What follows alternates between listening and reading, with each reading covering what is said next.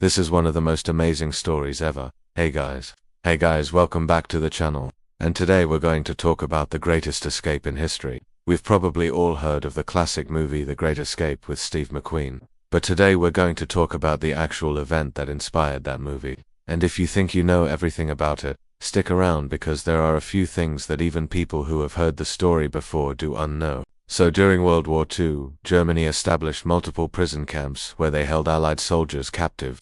One of the more infamous ones was Stalag Luft III, which was located in Saigon, now known as Gaga in Poland. Between 1942 and 1944, between 10,000 and 12,000 Allied airmen were held there, mostly from the United Kingdom, but also from the US, Canada, Australia, Belgium, France, Poland, and Czechoslovakia. The camp was built by German forces after Italy surrendered in September 1943, and the German High Command wanted a secure location to hold the Allied airmen captured during the Battle of Britain. It was considered a high-security camp and housed only officers.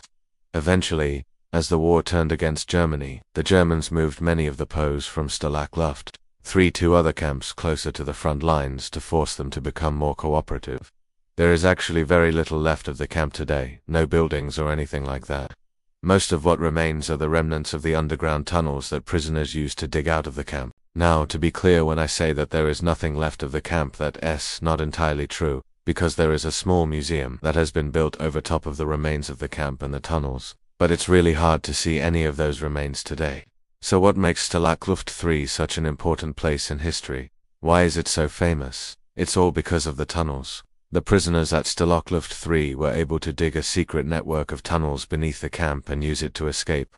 On March 1944, 76 men escaped through these tunnels. This is still considered the largest and most audacious escape from enemy territory during World War II. You might be asking yourself, why do they care so much about this escape? After all, a lot of the POWs were recaptured and sent back to the camp. Well, there's a couple reasons for this. First, just the fact that a group of men, 76 men, were able to dig a tunnel under one of Germany's most secure camps was pretty impressive.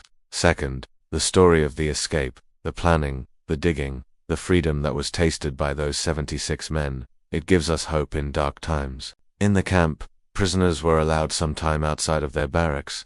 They had a small courtyard where they could walk around, and they had access to a workshop where they were allowed to work on projects. Prisoners were given regular tools in the workshop and were even allowed to keep some of them.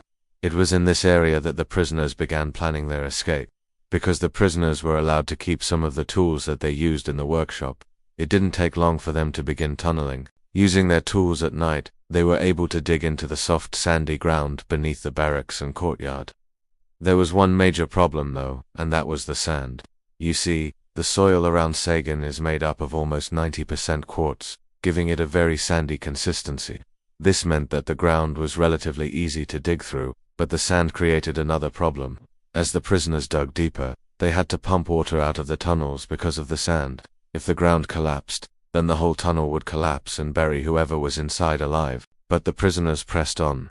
They had 3 main tunnels that they were digging underneath the camp. The first tunnel was called Tom West. Work on it began in September 1942, and it reached almost 80 meters before it was discovered by the Germans in December. The second tunnel, nicknamed Tom's Little Victory Garden, was discovered soon after. The third and final tunnel, nicknamed Tom's Atlantic, was successful.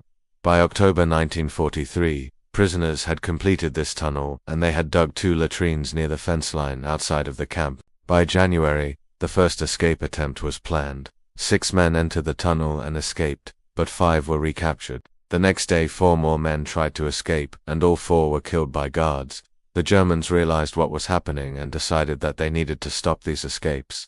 They brought in listening devices to the camp, microphones that were sensitive enough to hear the prisoners tunneling beneath the camp.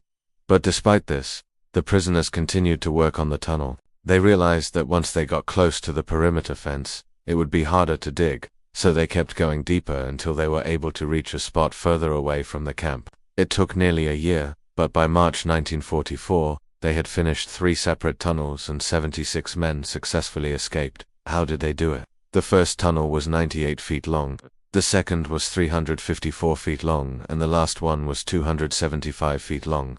All 3 of these tunnels led to 3 different latrines that were built outside of the camp. To make matters worse, It was raining the night that the men escaped. This made it muddy and hard to follow tracks. It gave the men a bit of an advantage. Of the 76 men who escaped, 34 made it past the camp, past the outer fences and into the nearby village. From there, most of them split up and fled in different directions. Some escaped to nearby farms, others hid in barns or sheds. A few of them even made it to the homes of locals who helped hide them. Eventually, all but 23 of the men were caught. 3 were shot while trying to escape, to hung themselves in their prison cells after being returned to the camp. 8 were executed by firing squad, and 4 died in transit to another camp. That leaves 23 men who successfully escaped. I said at the beginning of this video that if you knew everything about this escape, then you don't. Well, here's one thing you probably didn't know. None of the men who successfully escaped were ever recovered by Allied forces. In fact, a lot of them were never found at all. Only 16 of the 76 men who escaped were recovered after the war, mostly because it wasn't safe for Allied forces to go into Germany looking for POWs. One of the interesting parts of the escape was the amount of planning and logistics that went into it. For example, a guard was bribed to provide the men with forged documents. These documents were necessary for the escape, because the prisoners needed to blend in and look like normal German citizens. If anyone noticed that they were Allied soldiers, they would be killed. Another important part of the escape was the food. See, the men couldn't just escape and flee into the forest. They needed supplies, they needed food and water. So several hundred Polish children were paid to smuggle food out of the city and stash it near where the men would escape. The thing that impresses me the most about this escape is that it took so long. It took a year for the men to complete these tunnels. That's a lot of time and effort. And to think that they were able to keep it a secret for so long, well, it's amazing. At the end of the war, many of the surviving prisoners returned to Stalag Luft III to look for the tunnels. They wanted to see what had become of their escape route. The tunnel entrances had been covered over, making them hard to find. Many of the tunnels had partially collapsed and some of them had been destroyed by bombing raids. After the war ended, many attempts were made to recover the site of the escape. It was finally placed under protection in 1963. Then, in 1980, excavations began. Archaeologists were able to locate all 3 tunnels and uncovered artifacts from the escape, things like hammers, saws, picks, chisels, as well as pieces of paper with escape plans written on them. Today, you can visit the site of Stalag Luft III and see what remains of the camp and the tunnels. There is a museum there, and there are information boards that tell the story of the escape. It's an incredible story and one that I think everyone should know about. What do you think?